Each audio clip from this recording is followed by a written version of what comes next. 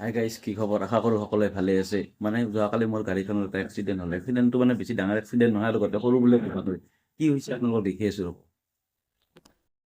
এইবিলাক দেখছে না, একদম গাঁত হৈ গৈছে। মানে আমাৰ ইয়াতে নতুন মাটি দিছিলোঁ আৰু আজি লগি 2 দিন ধৰি পূৰা বৰষুণ মাৰি আছে।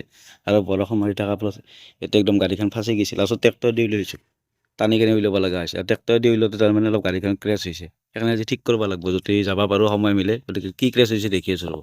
চাওক, এই বাম্পাৰটো একদম মানে খুলি গৈছে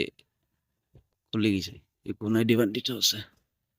আৰু একদম কফে কানি লাগছে, অলপ হেণ্ডেল চেণ্ডেল জাম হৈ গৈছে। গতিকে এইখিনি ঠিক কৰি আনিব লাগিব। সেইকাৰণে যাব লাগিব ভবানীপুৰ। তো গাইছ, এতিয়া বাজিল 12টা আৰু গাড়ী ভাল কৰিব যাওঁ নহ'বই কিজানি। কাৰণ বতৰটো দেখছেনে আপোনালোকে, চাওকচোন একবাৰ। এই বৰষুণ এৰাৰ নামেই লোৱা নাই। কি হয় চাওঁ ৰ'ব। তো গাইছ, এতিয়া যাই আছোঁ ভবানীপুৰ। ভবানীপুৰ কিয় যাই আছোঁ আপোনালোকক কওঁ। মানে মই গাড়ীখন ঠিক কৰিব যাই আছোঁ। মেকানিকৰ তাতে নিয়া কথা আছিল, কিন্তু আমাৰ এটা সম্পৰ্কীয় মামা আছে, তেখেতে ক'লে কি নহয় পইচা ভৰাৰ দৰকাৰ নাই, মোৰ টাকা লৈ মই ঠিক কৰি দিম। গতিকে যাই চাওঁ কি হয়। গতিকে আপোনালোককো দেখি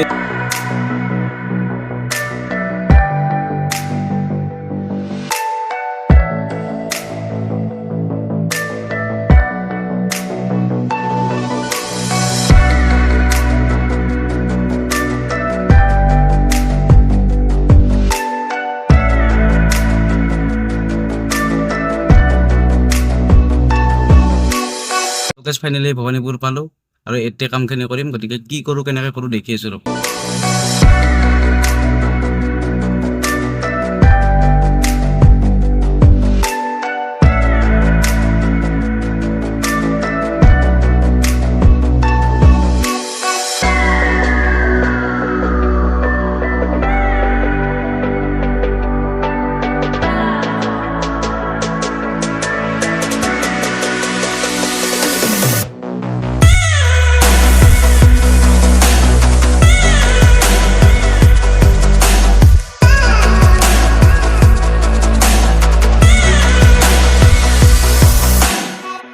তো গাইজ, ফাইনেলি ফিটিং হৈ গ'ল।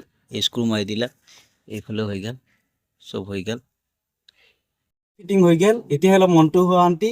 এতিয়া ঘৰৰ মুখে যদি ভিডিঅ'টো চাই ভাল পাওঁ, তেতিয়া লাইক, কমেণ্ট, শ্বেয়াৰ আৰু চেনেলটো ছাবস্ক্ৰাইব কৰি দিব। ধন্যবাদ।